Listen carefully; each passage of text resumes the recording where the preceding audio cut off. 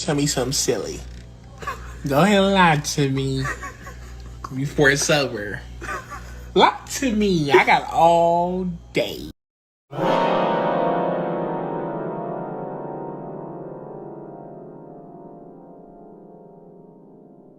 I was ashamed when I realized that life was a costume party, and I attended with my real face.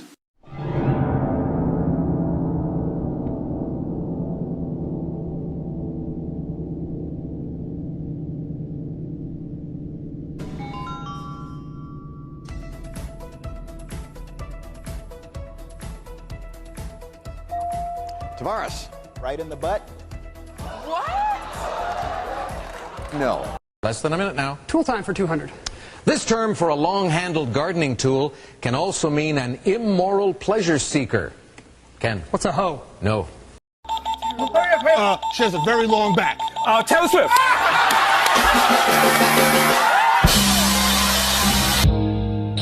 Hey, throw that motherfucker. Throw that motherfucker. Hey, throw that motherfucker. Throw that motherfucker. Throw that motherfucker. Hey guys, this is my girlfriend Becca. She has cancer, but I love her. Ugh! You can't find no black bitch with cancer? Girl, I know, right? With his weak ass. I'm not sorry for what I'm about to do.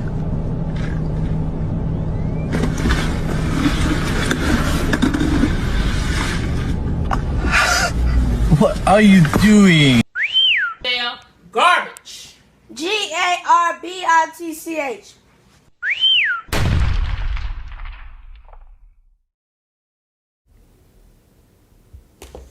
What's going on, everybody? It's Monk Dan back with another stream. First stream of the year. So I want to say Happy New Year to everyone. If you are new to the channel, I thank you and I appreciate you for being here. I ask that you hit the like button, send me some comments, and subscribe, baby. What I like to do on my channel is seek and share wisdom through philosophy. I'll say that one more time. What I like to do on my channel is seek and share wisdom through philosophy. All right, today's topic, man. Bad girls. I said naughty girls. The title of this book is Bedside Book of Bad Girls, Outlaw Women of the American West by Michael Rutter. Wow. Let me tell you how I got this book, man. I actually picked up 4 books. So we're going to be covering some of these topics too. So I was on my way back from the West Coast, the Pacific Northwest to be exact. And I was in Billings, Montana, headed back to Wyoming. And I stopped at the my usual gas station in Billings. And just so happened to look and glanced over it, and I saw they had a bookshelf with books, and I was like, oh shit. And I looked and I was like, oh shit. And I saw this one, Bad Girls, and then I'm gonna show you the other 3. Saw this one here about brothels, and this one about madams. And then this one's Upstairs Girls. Ooh, we gonna have some good reads. Yo, so check it out, man. I think this is a great time to talk about this, man. I saw this clip, and this would have been a great time to show this clip. Actually, 2 clips. One with Cam Newton and then some lady. I don't know her name. It's a recent interview, and Cam Newton was pretty much asking her direct questions like, what's a baddie, or, what benefit does a baddie, just simple questions. Girl, she just seemed out of her mind, and she was all over the place, a scatterbrain. And then I saw another video, and the reason why I mentioned her is because she was talking about her baddies and stuff like that, as if she was a madam, if you will. She was like, I got my baddies and blah, blah, blah. And then I saw another video of Uncle Luke from the 2 Live crew, and he was talking about the same video, but he was talking, he was kind of saying the same thing of prostitution, or you sound like they're pimp and stuff like that. But that was ironic that he mentioned that, because I'm like, bruh, you was talking about hoes and all that shit. 2 Live Crew music. But anyway, man, I thought this was a great time to start talking about this, man. And let's get into it, man. So I'm gonna just cover the introduction and chapter 1. Just kind of give you some insight. So I love this. I need to see a picture of the author, but I like how he gets right into the context of what we're talking about Bad Girls. So he opens up the introduction by saying, on the Western frontier, resilient men and women hacked a daunting life out of an expansive wilderness. Because of the physical demands of life in the West, women worked alongside men and on the homesteads. Western women were not as indentured to societal conventions and traditional norms as those in the East. I highlighted that because I was like, whoa, can this be a society where men and women are somewhat equal? Like women were pulling their fair share. And he says, because of the physical demands of the life of the West, women worked alongside men on the homesteads. Like, wow. Was this a time, how women, feminists maybe, say they want equality? Maybe this is a part of history that has been overlooked. And also he says there was little time for fancy tea parties or parlor socials. He's talking about women, or he said they shot mule deer to feed the family, killed rattlesnakes in the barn, hoed corn in the July sun, and mucked out the stalls. If needed, they would perform physical labor with the men, as well as do the cooking, the cleaning, and child rearing. Come on now. Come on. Women don't talk about this part or history. No one really talks about this part of the history or the American West. Women were doing their fair share. They ran the ranch or farm when their husbands were away on cattle drives, getting supplies or locating strays. Wow. Come on now. They don't talk about this part of history, man. And then he also says Western women achieved a greater measure of political independence than their more genteel sisters in the East. They were among the first to vote, serve in public office, and hold official appointments. Wow. American women. Okay. Of the West, I should say.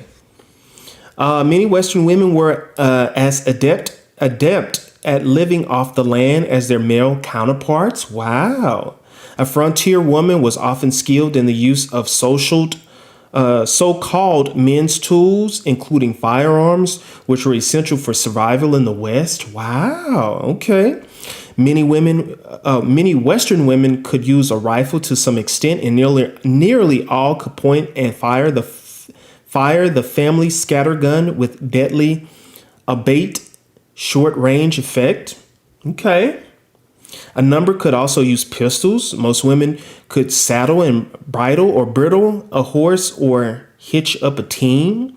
In a large land with untold miles between spreads and towns, equestrian abilities were not a Sunday hobby. They were critical survival skills. Wow. Whoa. Ooh, the modern women. Ooh, these women here. These are the tough women of the American West. Wow. They putting the modern women to shame. Wow, women of these days, as we can see, they don't really want to do anything. They don't want to cook. They don't want to clean. They don't want a child. They don't want to, rear children. Physical labor, they're not really into that. As a general, this is not all, but this is a general aspect of what we see in today's society. Right? Old girl from the Cam Newton show, he was asking her, what does a baddie bring to the table? And all she could say was, I think she said something about her looks. I was like, you a baddie? But you can't do nothing. You don't bring nothing but your looks?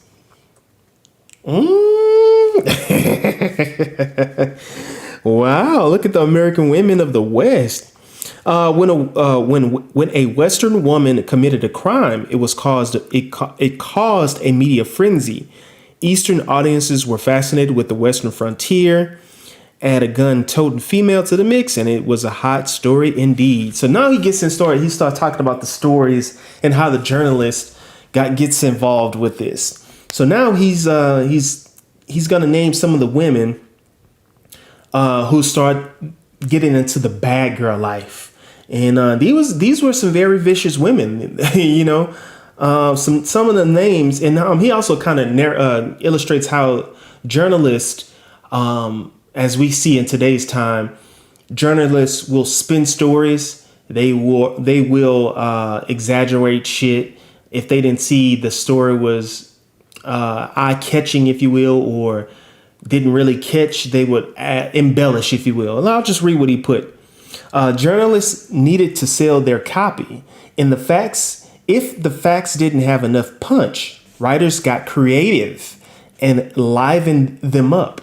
For a journalist, the sin wasn't stretching the truth. The sin was telling a flat tale. So I like how this author does, say, hey, be mindful of. He didn't say be mindful, but he's indicating like, some of these stories went too far, or they kind of embellished, if you will, about some of these women. But in fact, the truth is that, American women of the West, they were gritty. Some of the names he says: Calamity Jane and Bella Starr, Kate Bender, who we're going to talk about today, Ma Steffelbeck, Elizabeth Potts, Madame Mortache, I believe that's how you pronounce that, I Toy, Sally Skull, Madame Vestal, Pearl Hart, Cora Hubbard, Elizabeth Bassett, Little Britches and Cattle Annie, Etta Place, Annie Rogers, Laura Bullion. Yeah, man, we're gonna get into some of these topics here. And last of the introduction, he says the women in this book were genuine people. They lived real lives, faced genuine problems, and made bad choices. They also helped shape the American West. Wow. All right, here we go. Let's get into it. The first person up, Kate Bender. So here's the synopsis of this Kate Bender. So Kate Bender is the daughter. We're just gonna say daughter for now. And the reason why I say it that way, I'll just tell the story, and then I'll give the surprise at the end. So Kate Bender is the daughter of Ma and Pa.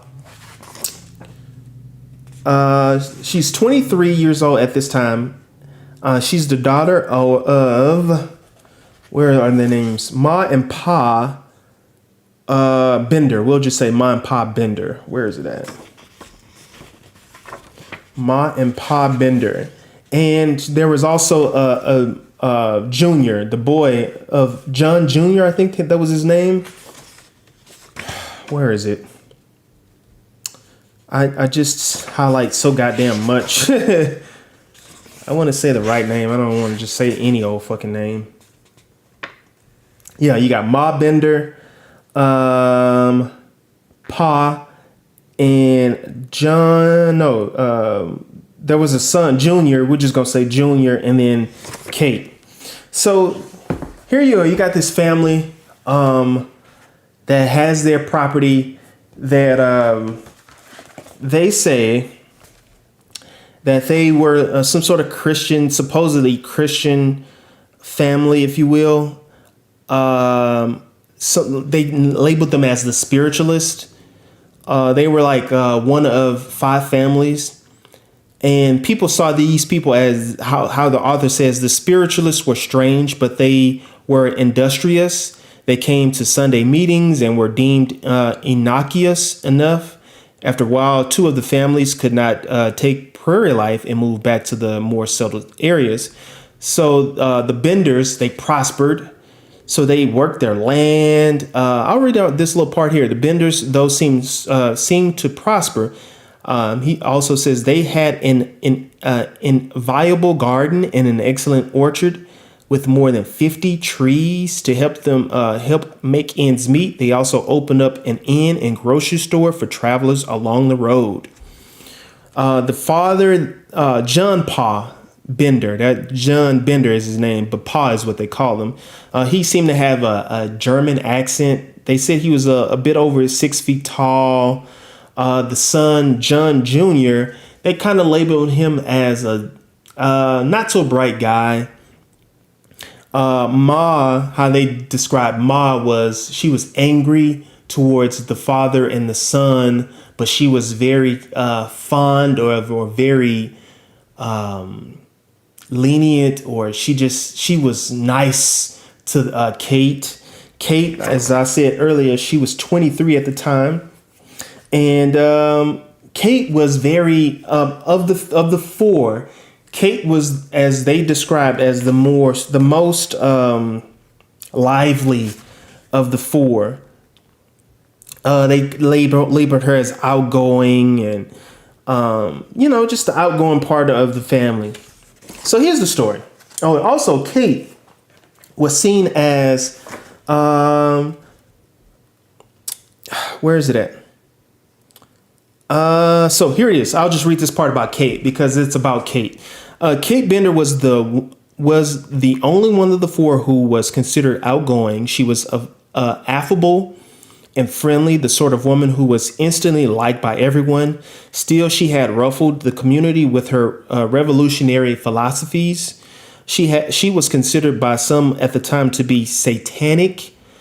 Free love in the Christian small town Kansas, and this is in Kansas, by the way, in the 1870s was a bit too avant-garde, and but while her ideas offended some of the locals, her reputation as a looker, a hostess, and a psychic drew a number of interested customers. She did her hazel eyes and well-proportioned. So did her hazel eyes and well-proportioned figure. So she must have been a really foxy lady, like a fine, young piece of calico. So here's the story. So, and she would go and people loved her so much in terms of, they labeled her as a professor. She would go and do speaking engagements about the supernatural. She, said she could do heal people, spiritual healings. And I'll just read that part. On occasion, Kate took her presentation on the road, visiting towns around Kansas. She was sometimes billed at lectures as a professor of the supernatural.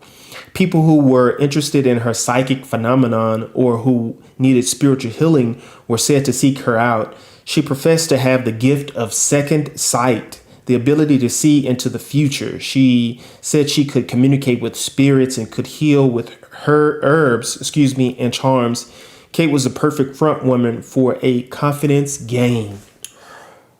Wow. So this family here had this going on, man. So here's the story. So this guy named William York, he rolls up into town, and the town, I believe, is called Cherryvale. So this guy William York, I believe he was a doctor. Yes, he was a doctor traveling a lonely section of the southeastern Kansas between Fort Scott and his home in Independence. So he's traveling. So he's on the road basically to find where his friend and his friend's daughter, what happened to him. So he was trying to find out, man, my friend and my friend's daughter went missing. And so he's kind of navigating or researching what happened, which led him to this town, Cherryvale, right? So you have this single doctor. He rolls into town. Well, he's not single. The doctor has a family. And so he rolls into their town, and he stops right into the Bender's place. And it had their end, the Bender end. So, they welcome him in, and here goes Kate, smooth, beautiful, and puts him at ease, man. Just has him just at ease, right? And so all of a sudden, Pa and Junior, they kind of pummel him on the head some sort of way, and basically they delete the guy. They delete him. And so what they did was, if I can remember correctly, they knocked him on the head and, you know, took his body and threw him like in the, it's not a cellar, but because I want to make sure I say it right. They threw him some sort of way.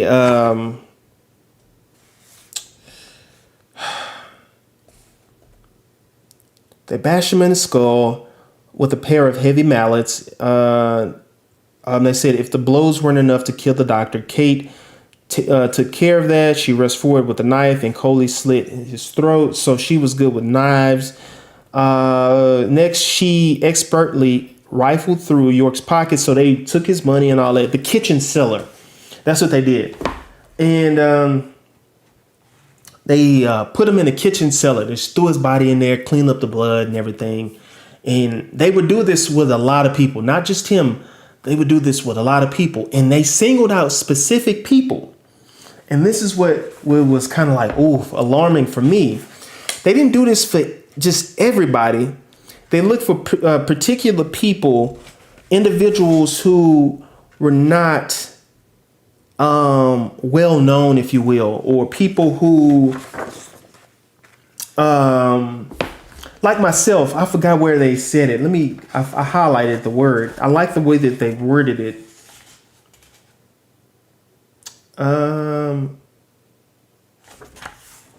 It was a phrase that they used, like lonely, solitary man. That's it. So they would seek out people like that, solitary man. And why that was interesting is because I kind of consider, I'm a free agent. You see this book right here, Free Agent Lifestyle. I'm a free agent. So I don't have I don't have a girlfriend. I don't have a wife. I don't have any kids. So I'm more of a solitary man, as I would describe myself as a solitary man. And as I travel, I travel to interesting places, small towns, and so on and so forth. And I was like, damn, man, that's scary. And they said, there were Indian raids and all this. So this is a dangerous time, and it was a dangerous road to be traveled. But they singled out, the benders singled out individuals like that, solitary men, or people who were not known, or if you had someone with you, they wouldn't really mess with you, but they would single out, if they knew that no one was come looking for your behind, they would kill you. They would delete you. So this guy named William York, he's looking for his buddy. They delete him. And what triggered it, this was the person. But once again, they had been doing this for so many times. I think they said they found over 20 bodies, and I mean it was countless how many times that they would do this. But William York was the straw that uncovered this whole thing. Why? Because William York had a brother named Colonel, where is it at? William was important. His brother was Colonel, where is it at? All right, here it is. When William York himself vanished, his brother, Colonel York, personally led an investigation in the early May of 1873 to find him. And so his brother says it didn't take long before he concluded that Cherryvale near the Bender Inn was the best place to begin. His brother, I believe, I could be mistaken, but his brother, here it is. It says, when the doctor didn't return, his wife and brothers, including one who lived in Independence and another, Colonel A.M. York, who lived in Fort Scott. That's what I was looking for. Used their considerable political influence to initiate the investigation. That's what I was looking for right there. So they had some power, basically. So his brother went missing, and Colonel William was like, yo, my brother missing. And so this, caused, this political, everyone was looking for him now. So his brother, smart on the hot on the tail. He's like, hey, he found where his brother, he tracked his brother's kind of last going or last, whereabouts. And so his brother kind of leads this team. His brother has some people going this way, blah, blah, hey, he had this thing going. And he was like, we're going to find my brother. And so the Benders, here goes the Benders, and especially Kate. She leading the way with it. Yeah, and you know how they do on crime movies. It's always a killer who wants to be helpful in finding something.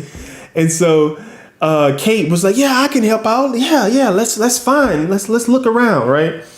So Colonel, he was leading his section of the team, and it went right to the Bender end. It took him right there, right?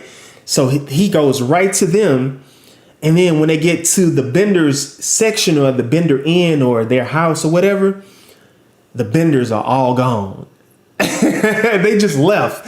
So they said they would help, but what they did was they got the hell out of town. Oh man, that's sad. It's sad, right? So that was the dead giveaway right there. No pun intended. That was the giveaway of like, okay, where did y'all go? Like they just gathered all their things and just left. Like you're supposed to be helping lead the mission, right? But they just all their shit just gone and just left. So Colonel was like, yo, let's look around up in their house. And they looked around in the house, and man, they found how, let me see, because I think I highlighted how gruesome they described this to be, man. It was bad. It was bad.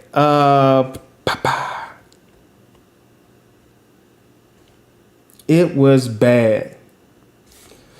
Colonel York and his party divided up to better search the area. By the time York and his men reached the Bender Inn, the Benders were gone. It appeared the family had not fled quickly, but rather had taken the time to pack the items they wanted to bring with them. Let's see. Colonel York led a search of the deserted Bender home. What he and the others found was horrific. Finding the kitchen cellar nailed shut, the men pried the nails loose and opened the door. A horrible smell overtook them. Inside the cellar were globs of dry blood everywhere, and blood-soaked earth. The gore from 18 months of gruesome work had made the cellar stench the stuff of nightmares. Oof. York thought there might be bodies buried under the cabin floor. Expecting the worst, the men ripped up the floor to search for victims, literally taking the cabin apart piece by piece. The men spread out to search the entire property. In the orchard, remember they had an orchard.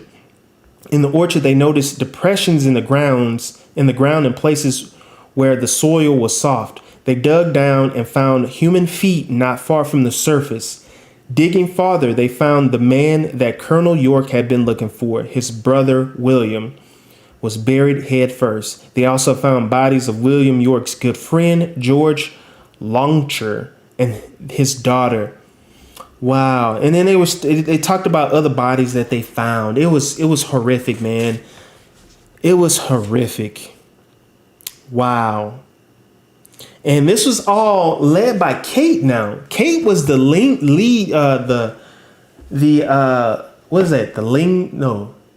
the ringleader of this. Kate was the mastermind behind this, right? That was impressive, man. Like, not impressive like I like this thing. It was impressive that a 23-year-old woman was the mastermind of this. So here's what they found out. So some people said that they put a search party out for these people. No one said. Some people said they found them and did the same thing to them, but the author was like, yeah, that doesn't sound right, because if you have not a award, what's the word? You put out a reward for them, and Kind of like those old school posters in the West, you know, they say dead or alive, you know, bringing the bodies and all that. No one came up with the bodies. You know, you just had speculations and people saying that they did kill him. And so the author was like, nah, that didn't really sound right. But check this out, man. Check this out. It says, in the end, reporters and lawmen discovered that Ma Bender was really a confidence woman named Elmira Mile Griffin from New York. It's alleged, too, that she may have deleted a few of her former husbands. Her daughter, Kate, it turned out, was Eliza Griffin.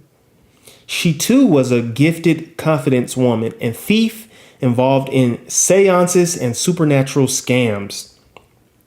It is possible that she was dabbled in prostitution. Pa's real name was John Flickinger, and he was a native of Germany. He may have been married to Maya one time, or perhaps he was just her partner in crime. Junior was a man named John Gabart, who may have been living with Kate. Some feel they were married at the end. In the end, they did not find the people. They just, I'll read this last paragraph. It says, for all their homicidal activities, the bloody Benders were thought to have netted about $5,000 in cash and gold, along with saddles, horses, wagons, and teams and other items. The search for the deleters, I have to be careful with YouTube, was intense, but there were few leads. Kate and the other Benders escaped their earthly judges. Wow, man. Wow. That's crazy, man. Like, the American West, the women, man. This is, wow. That's crazy, man. I thought that was interesting. These books intrigued me.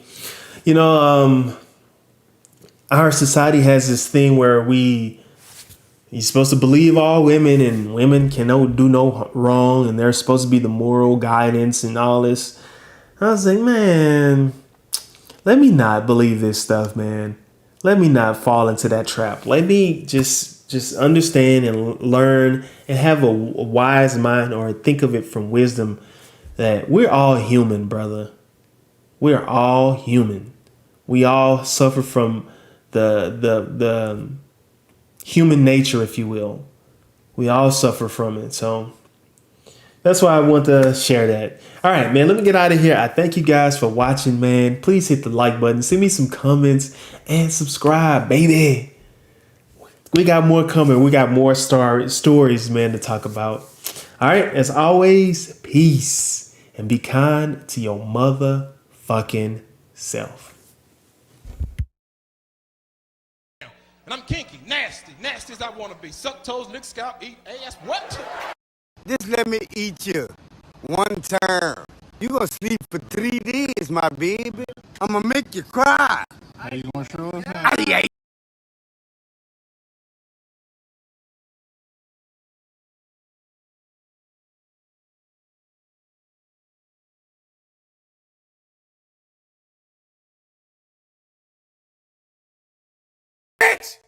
Bitch, thank you, God damn it.